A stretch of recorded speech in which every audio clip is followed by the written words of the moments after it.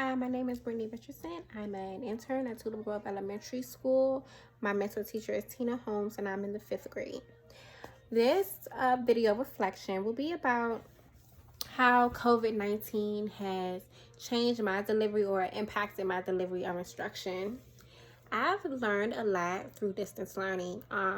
It's really emphasized the importance of meeting all of your students' needs.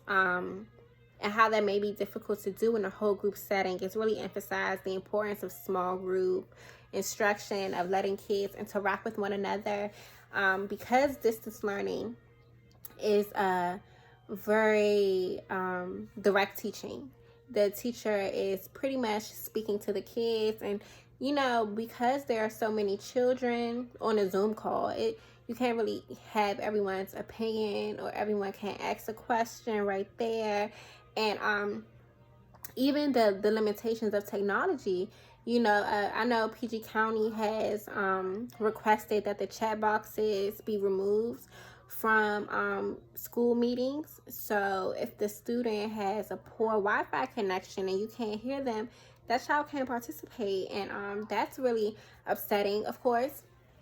And it's just, as a teacher moving forward, whether it be distance learning or face-to-face instruction, I really have a new understanding of the importance of allowing children to be heard during instruction.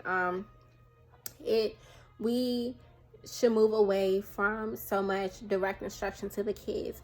I really believe in emphasizing the gradual release model that we've learned in our methods courses, the kind of modeling for the kids, and then letting them explore on their own with their peers. I think that it's more engaging for them. I think that it leaves opportunity for them to make their own errors and learn from them, and it's just very hands-on.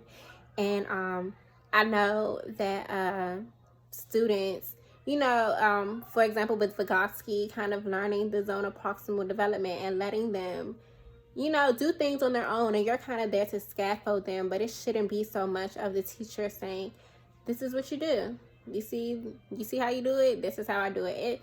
I feel like it takes the exploration out of learning, which children need.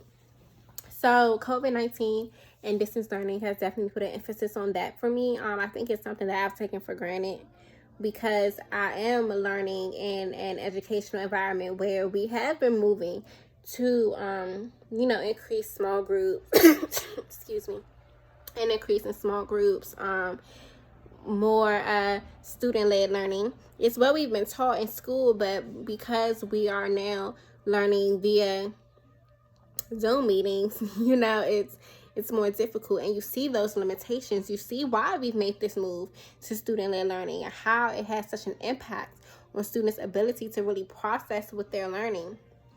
I also think, as far as my delivery, I have learned that you have to allow every student thinking time.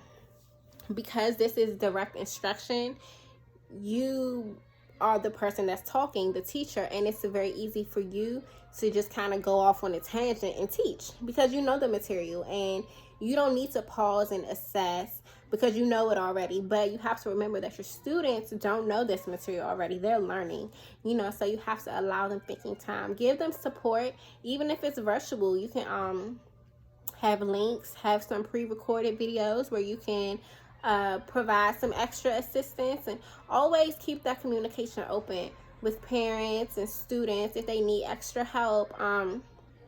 Instructional wise, COVID-19 has just really put emphasis on why the classroom setting is so important, because you cannot really facilitate an education that is meaningful to the kids in a way that small group instruction is meaningful, that think, pair, share is meaningful.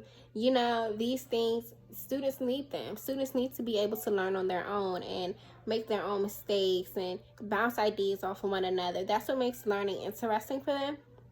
And unfortunately, that's kind of taking it away from them right now. So I'm really looking forward to schools opening back up.